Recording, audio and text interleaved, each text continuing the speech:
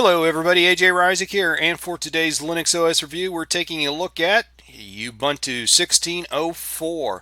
Now April 21st is come and gone, so we are running the official release of 16.04. Those of you that are subscribers and regular viewers to my channel know that for some of the other Ubuntu flavors, I've been reviewing the final betas.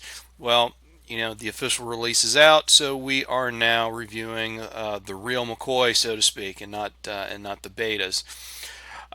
So anyway, talking a little bit about the review, I'm just going to be upfront that for those of you that are experienced Ubuntu users, been using it for a while, some of the things that I'm going to talk about will not be new information to you because I want to try to make this review kind of relevant for those who are new to Ubuntu and think, oh, well, what's all this about? I'm thinking about checking this distribution out. Want to make the move from Windows, so I'm going to try to make this you know um, new user friendly, I guess you could say.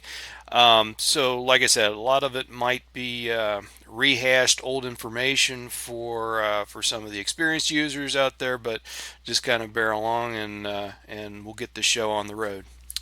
If you are coming from Windows or Mac OS, you'll notice that the desktop here looks quite a bit different from what you're used to. However, it is fairly easy to work with and pretty intuitive.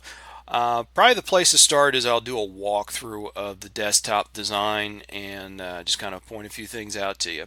So starting with the top bar over here on the right hand side, if you click on the little gear icon, you've got some links here about this computer, help, quick link to the system settings. You can come down here and lock your desktop up. And then right here you can switch users. So let's say this was a business computer, at your company or whatever, and 5 or 6 people are logged on to this computer, or not logged on, but are set up as users on this computer. You could go and log yourself out and log in, whoever. There's also a guest session on here that and do the same thing, just switch users around. Then you got a log out button, suspend it, and then also a shutdown button. Then right next to that we've got our calendar.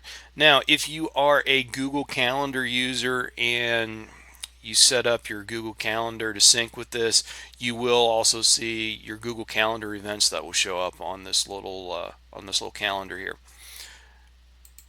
Then right next to that we've got our volume icon, so you can play around with both the volume for the mic and also for your speakers. And then click on sound settings, you can go into the more detailed sound settings, so play around with the devices and all that kind of stuff. So right next to that we've got what our keyboard language is set up as, and then if you want to change that, you can go into here, make some changes. And also, if you don't want to have that little English or whatever your language is, if you don't want that little icon showing up right there, just open up the text entry settings. You see right there where I clicked the text entry settings, and then just come over here where it says show desktop input. Just click that, and that gets rid of that little icon. Then right next to that we've got our internet settings, and then right next to that you will have indicators for different applications might have indicators. In this case I am running Simple Screen Recorder to do this desktop recording, and that's the little icon that you see right here. So that kind of covers most of what's on the top bar right now. And then coming over to the left hand side we've got our launcher, and there's a variety of different icons that are already set up by default for you. So like, let's say for example we want to open up LibreOffice Writer, just click on that. And I haven't opened this yet since I did this installation, so it might take a second at first. So anyway, you just click on whatever it is that's over here, and boom, it opens up for you. Now if you go and maximize your panel or maximize your application, you'll notice that all of your menus show up here in the top bar, so that it kind of conserves space. Then if you come over way over to the left hand side, that's where your open and close and minimize buttons are going to show up. Now, like I said, you got a bunch of stuff that's installed by default on your launcher, but you can get rid of stuff. You can, like, just say, for example, LibreOffice Calculator or Calc right here. If you go and right click that, you can unlock from the launcher, get rid of it if you want to. As well, you can go and add stuff to the launcher. And besides the launcher, there's another way that you can open up applications, and that is through the dash, which is this little Ubuntu looking icon right here. Now you can either click on it, or if you hit the Windows/super key, whatever you want to call it, the dash will open up. And let's say, for example, we're looking for that LibreOffice Calc that we just got rid of. So Libre, and as you start talking, or as you start typing, it'll start pulling up possible options there. So just select whatever it is that you want to open up. So we'll open up LibreOffice Calc. Now let's say that we wanted to add that back to the launcher. So now that the application is open, we will right click again, click on Lock to Launcher. Let's close this up, and boom, once again it is on the launcher. And you can move stuff around on the launcher however you want to do it. Now the dash, kind of going back to this, we open an application, but you can also use this to search for files, that sort of thing. You can also set up the dash to do online searches as well. Previous versions of Ubuntu, they would do online searches by default. Now you have to go into your system settings and select that you want to do online searches. One of the big changes with Ubuntu 16.04 is the fact that you can move this launcher from the left hand side down to the bottom. And now, me personally, I don't want it on the bottom. It kills screen real estate. I think it's a much more effective use of your screen space if you have it over on the left hand side. But I know a lot of people, they insist on having the dock across the bottom. That's their preference. And as far as I'm concerned, whatever works for you is good. Unfortunately, right now there's not really a graphical way to make the move. But I can show you how to do it from the terminal. So we'll go to using the dash thing here. So let's open up the dash, just start typing terminal. You can see terminal right there. And let me check my notes here, find the line of code. Here it is.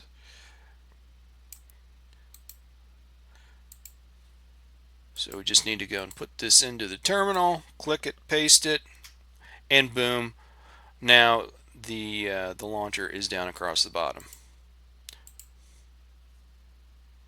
If you want to move it back,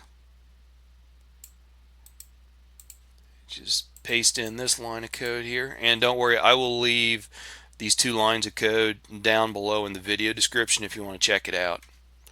And boom, it's right back to where it was.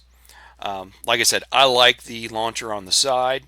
To me, it's the better option as far as making the best use of your screen real estate, but to each his own. Quite a bit of software is included by default, and I would say that the basics for most people are already covered, and you're not probably not going to have to install anything, or maybe just a thing here or there. We've got LibreOffice installed by default, so you got an Office suite. You've got you can see right here, this is the view from my webcam. Cheese is a webcam viewer. It'll also take pictures from your webcam. It can be used to record video from your webcam. So you got that kind of thing covered. You got Firefox for a web browser. Like I said, just all kinds of stuff that's included by default. And I think for most people, the main requirements, I guess you could say, are going to be covered. Now, having said all of that, we do have a software center included so that you can go and easily install other pieces of software. Now, up until this release, there was the Ubuntu Software Center, which those of you that have seen my videos in the past, you know that I was a big critic of that, just because it was glitchy, had a tendency to crash, some of the options made no sense, just all kinds of things. That has been replaced with the Gnome Software Center, and it is a huge improvement. So let me open up Gnome Software Center, and you got a nice clean interface here. You can do a little browsing. You got some editor's picks here. You got some recommended games categorized, so you can go and look at things via category. So let's look at video, and you can see Cheese. I've got that installed. They got the OpenShot video editor, Vivaldi, which is another video editor, VLC, which is probably one of the best media players out there. And those are just the featured. You can see right here, you can go through all the categories, disk burning, editors, just all kinds of stuff for right here in the video section. Now, you don't have to go and just browse. You can do a text search. So just come up here to the little search box, and let's say, well, I don't know, let's go back to look at, oh, I know what I wanted to look for. Let's Unity tweak tool, and there it is. And while we're on the Unity tweak tool, this is a graphical tool that I highly recommend for anybody that's running Ubuntu, or regular Ubuntu, not the derivatives. Allows you to make adjustments to a whole lot of different settings that you could do it without this tool, but it'd be especially for the new user, a little bit of a pain in the butt. So let's go ahead and install that. So you just click the install button and give it a second. It'll ask for your password. Just put in your password.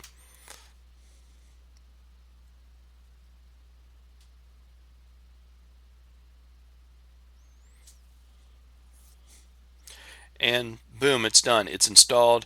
And anything that's installed from the Software Center will be put on the launcher by default. Now, you can go and remove it if you want to, but that is a nice touch. And then you could go and from here you can go and launch it as well. So boom, there it is. And just while we're on the subject, I'll kind of give you a little quick overview of this thing. You can play around with the launcher a little bit. So if you want to auto hide the launcher, which is something I typically do, boom, now it's out of the way. And when you move your mouse over to the left hand side, you can see it reappears.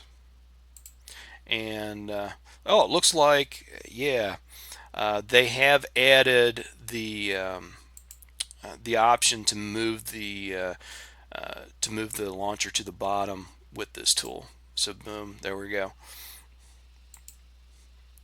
There was talk that they were going to add this, and the last time I checked it out, it had not been added yet, but I guess they did that. But anyway, you can play around with the launcher, how the search works, panel. You can see all kinds of different settings that you can play around with here. If you want to go and change the look and feel of your desktop, which is usually one of the first things that I do when I'm running Ubuntu, because I'm not a big fan of their theming, you can go and switch themes around and go to different icons, that sort of thing from this tool. Very, very nice tool for Ubuntu. File management is provided by Nautilus Files, and I've kind of got a mixed feeling about this file manager. Now, it works fine.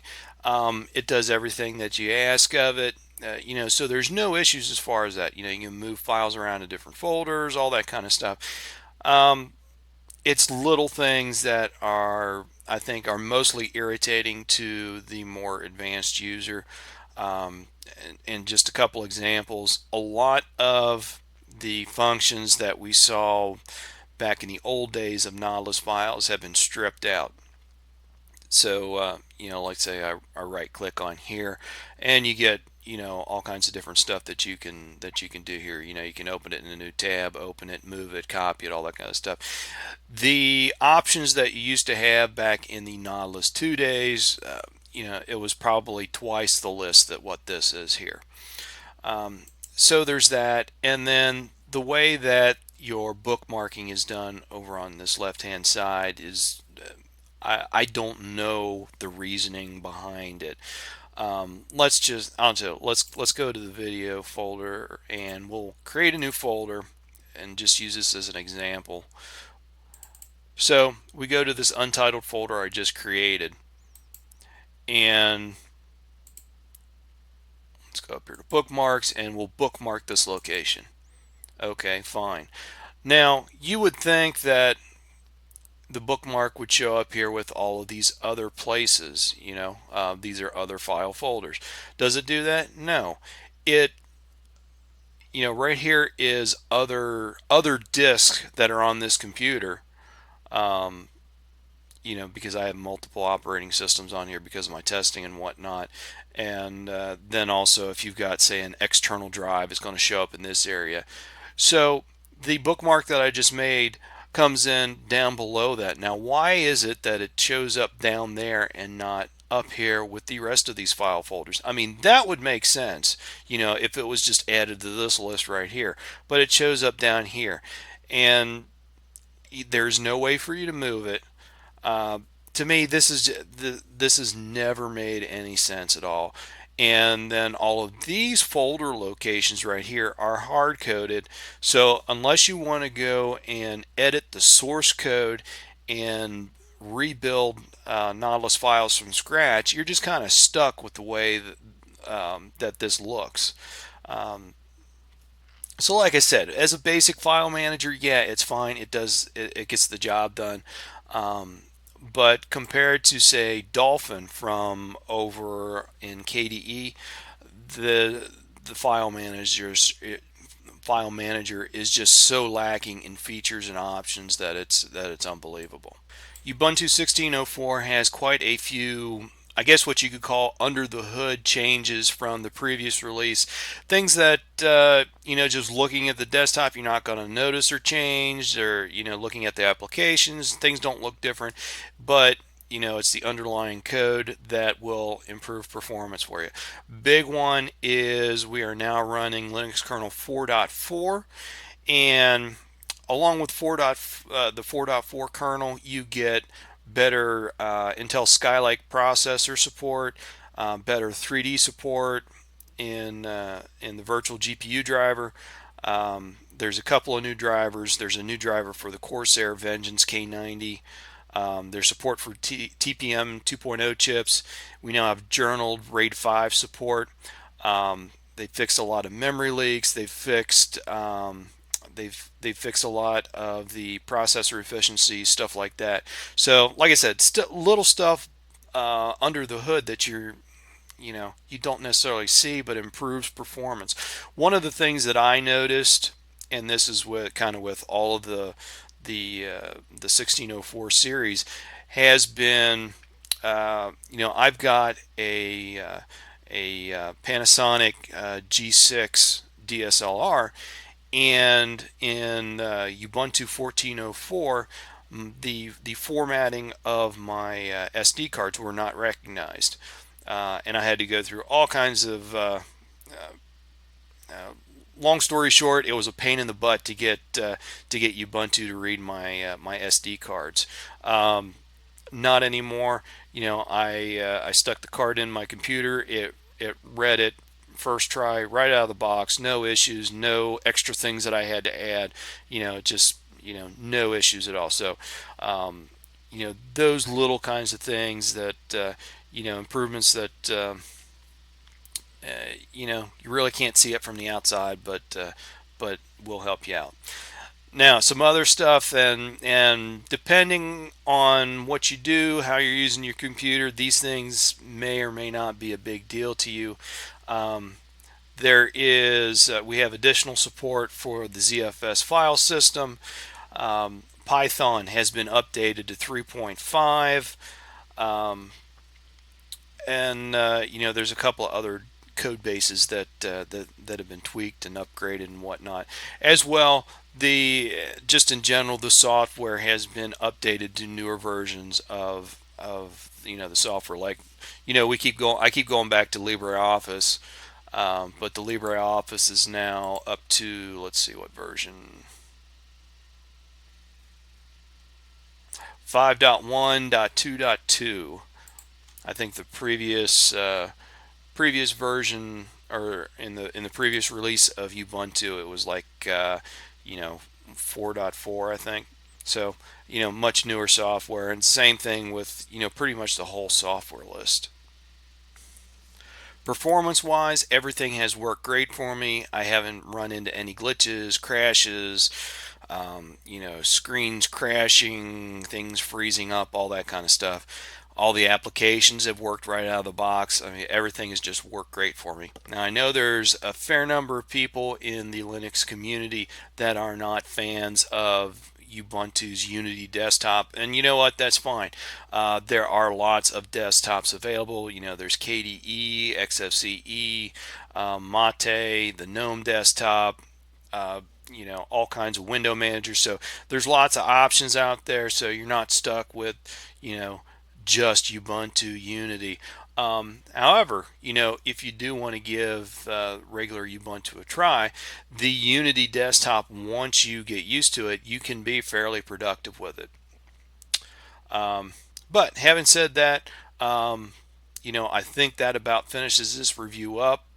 As always, leave comments, questions, all that kind of stuff down below. I'll try to get to it as soon as possible.